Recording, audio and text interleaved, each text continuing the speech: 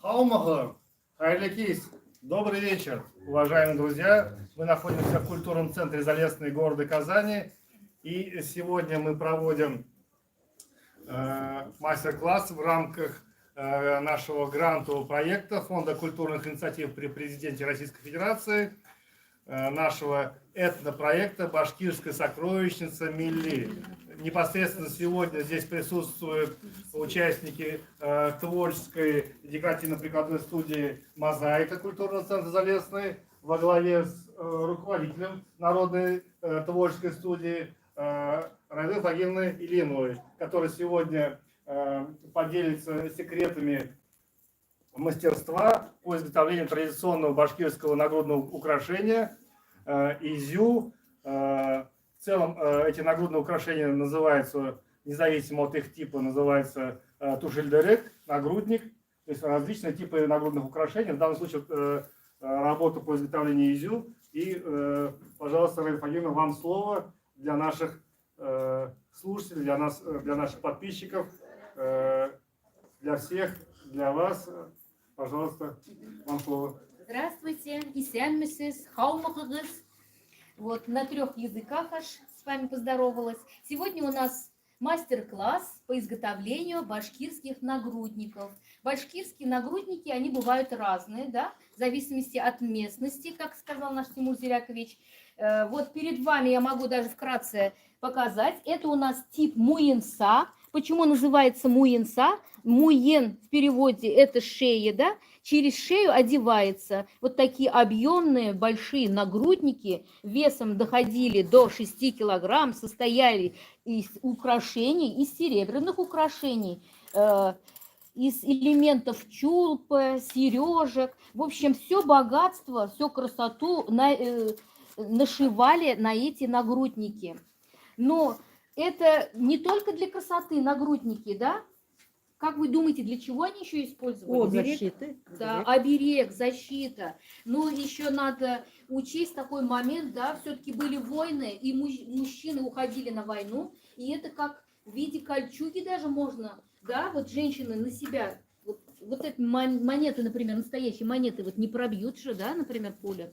Так, разные формы. Вот на вас тип хакал, да, вот у нас Мадина делает, например, тип сельтер. Фон, вот здесь не указан, да, в основном состоял из сетки из коралловых бусин, да, и сверху уже украшалось серебряными монетами. Почему красный цвет? Да, красный цвет – это обереговый цвет, прежде всего, да, у многих народов используется, конечно же. И почему серебряные монеты? Ну, кто что скажет? Ну, мы уже об этом много говорили, у нас разные мастер-классы.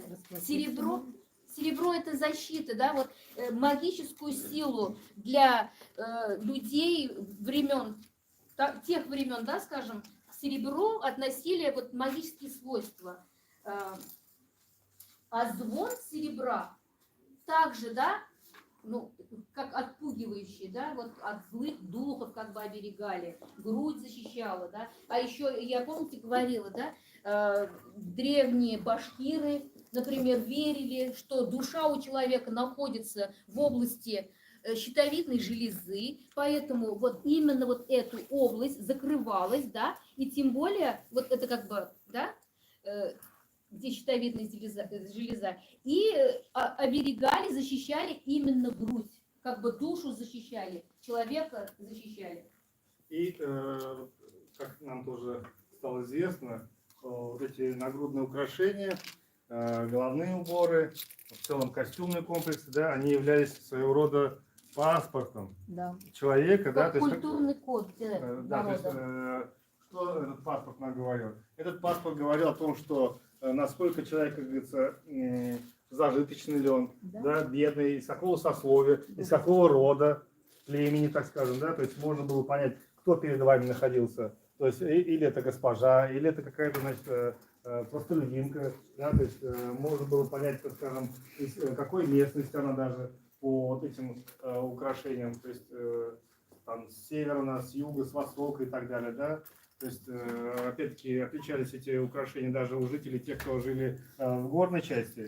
Были одни типы украшения, да? Те, кто жили на равнинной части, были другие украшения. То есть вот это по женским украшениям непосредственно можно было уже судить, кто перед вами. То есть если в мужском костюме это не так, может быть, четко проследовалось, мужчины как бы более одевались, так скажем, просто, да, скромнее и более, так скажем, как-то практично, да, с нашего времени, казалось бы, да, то женщины, наоборот, старались показать все свое богатство, все свое, там, не знаю, приданное, все благосостояние, кто они, что они, откуда они, да, именно через вот такие нагрудные украшения, которые непосредственно сейчас вот мы стараемся сохранять, популяризировать, восстанавливать искусство производства, создания вот в таких условиях нашего творческой мастерской «Мозаика» культурного центра Залесный. Спасибо, что есть у нас такие участники заинтересованные, которые с интересом занимаются, приходят на занятия к Раиде Фадимовне декоративно-прикладную студию «Мозаика», народную декоративно-прикладную студию, не жалея своего времени, сил, с интересом изучает все эти изделия, изучает, во-первых, конечно, историю, культуру народа. Вот, и благодаря поддержке президентского фонда культурных инициатив это все возможно именно реализовать на таком высоком уровне. И я думаю, все также благодарны, то, что есть такая возможность познакомиться еще с одной, так скажем, культурой близкого нам народа, башкир, приобщиться к этой культуре, почувствовать себя башкирами немножко, да, хотя бы на момент создания этих работ творческих. Вот. Естественно же, много изучалось различной литературы, мы встречались с этнодизайнерами, слушали интересные лектории, и все это стало как раз результатом всего этого стало то, что мы сейчас уже сами не боимся, смело беремся за изготовление таких интересных, красивых нагрудных украшений, которые мы сегодня наблюдаем. То есть независимо от возраста, вот посмотрите, да, здесь у нас присутствуют и ребята младшие школьники, да, и старшеклассники, и мастерицы уже старшего возраста, опытные, так скажем, да, которые готовы делиться опытом, передавать свое творчество, искусство. И спасибо Раиде Фадимовне, которая всех нас здесь сегодня собрала в культурном центре Залесной города Казани. Раида Фадимовна, вам слово. Вот еще хочу вкратце рассказать. Мы поговорили, да, об одном только, да, тушильдерек, я еще сказала, да? Хакал, есть такие виды, хакал, тушельдерек, муинса, которые вот через шею одеваются, да, потом тип хасите, а еще вот я в руках вот держу, да, тоже башкирский тип изю, он почти одинаковый с татарским изю, да, он тоже нашивается, вот форма у нас от Милли Хасите, от бренда нашего, значит, тоже небольшой, отличается от именно башкирских, да? Да, то есть Мне такие вот сказали, 3D изделия, да? потом, ага. Башкирский тип изю, тоже нагрудник, очень похож на татарский.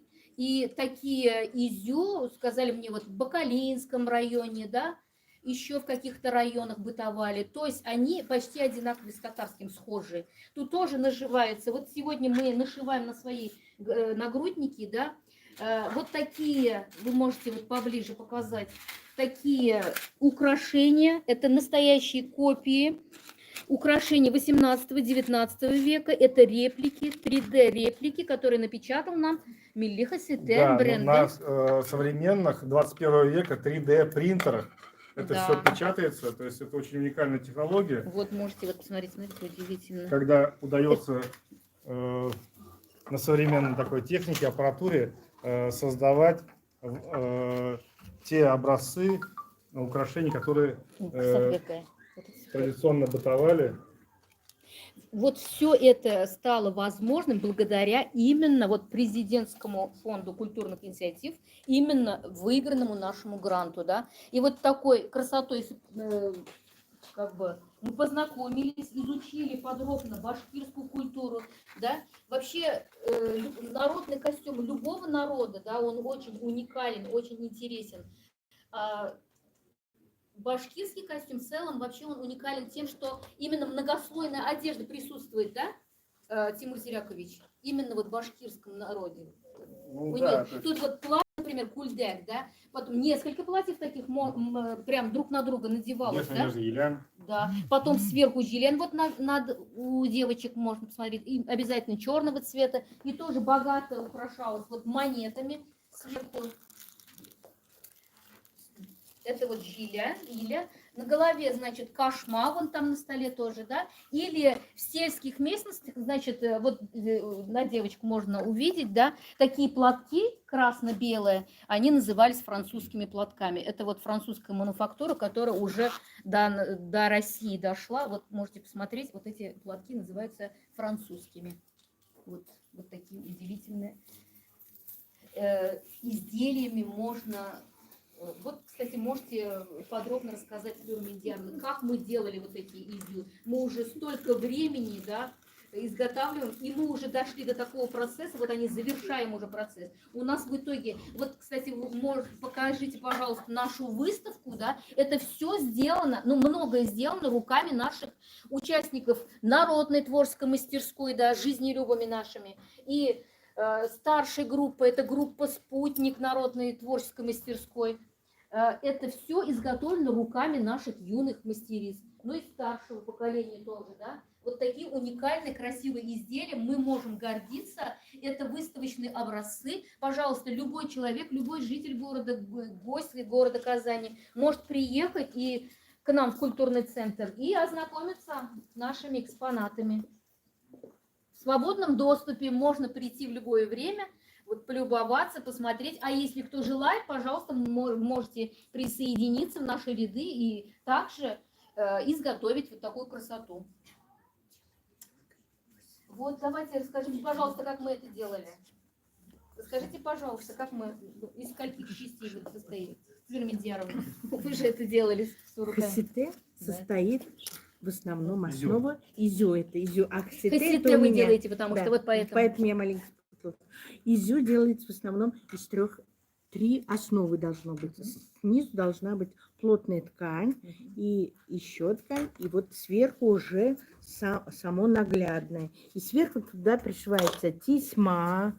Подбираем тесьму, украшения. Вот эти 3D-реплики, украшения, да? 3D-реплики украшений. И вот так сначала все накладываем, а потом пришиваем. Швы у нас тоже, когда пришиваем, да, очень интересны наши швы. Обычно вот такой вот у меня здесь хасите, оно пришивается галочкой. Вот. Галочка, как нам Ильдар Афенди говорил, да. Да, это еще с тех времен связано, это как птица умань, как бы лапка птичья, ну, как обережный такой момент. Так, да. А в советское время как вышивали, как вот нам говорил?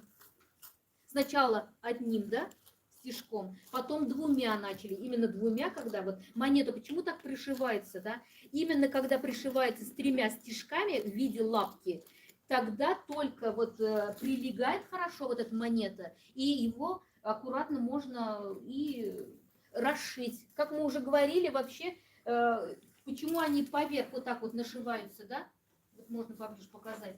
Вот в любое время женщина, в самый тяжелый момент ее жизни, она может сесть, вот швы они остаются, расшить и расплатиться, например, этим добром. Но будем думать, что это в те времена было это настоящее, да, серебро, золото. И даже дырявые монеты имели свою ценность. Вот что интересно, вот такой момент нужно помнить. Это как бы благосостояние женщины, да, которое она на себе носила во все времена. И вот, как мы уже говорили, да, до 6 килограмм доходила эта доброта, то есть красота. Вот без она, этих изделий. Она не падает, а стоит. Да. Вот такие интересные. Кто еще что может рассказать? Удивительно, да, вот каждый костюм уникален. Вот особенно башкирский костюм богат именно этими, да. Вот нужно сказать, уже говорили, да, про серебро, какое значение для народа, да, для этих украшений. Потом бисера много, то есть коралл. Коралл это, знаете, коралл это капли, это как кровь, это как начало жизни. Они использовали, вот такой смысл закладывали. Потом очень они любили вот эти шумящие эффекты, вот как они Кумбазы. называются, да? Кумбазы. Кумбазы. И вот такие натуральные камни использовались. Кстати, вот они у меня тоже. Забыла Сердолик? слово. Сердолик, да, особенно любимый сердолик. Сердолик очень любили. И вот смотрите, вот послушайте, вот шумовой эффект. Это чтобы отпугивать злых Как духов. говорили, сначала женщин. девушку было слышно, да? Да. А потом только было ее видно. Вы представляете? Ну, красота же. А вот многие говорят, что даже во время работы женщина вот прям вот это вот носила. Представляете? Мы уже говорили про вес, да? Вот уже стягивает, да, Лилия Сергеевна, вам уже стягивает. Ну, красиво, согласитесь, да? Девочки, нравится вам? Нравится? Хотели бы носить такое? Ну, куда-нибудь можно, да, выйти по особенному случаю. Вот такая красота. Вообще. Ну а мы продолжаем нашу работу. Да. Наш мастер-класс продолжается. Наши старшие юные мастерицы сейчас завершают свою работу. Работа кропотливая, Да, очень много. долго, так скажем, срочная. То есть за вот то небольшое время, которое вы с нами были в эфире, конечно же, всю работу мы не сможем завершить, но уже общие наметки сделаны. Образцы у нас имеются перед глазами, мы видим, как это должно быть в итоге, да, и мы на этом прощаемся с нашими участниками прямого эфира. Ждем вас в дальнейшем на наших прямых эфирах в рамках реализации гранта этнопроекта «Башкирская сокровищница Милли. Милли». Спасибо всем, До кто свидания. был с нами. Хау было?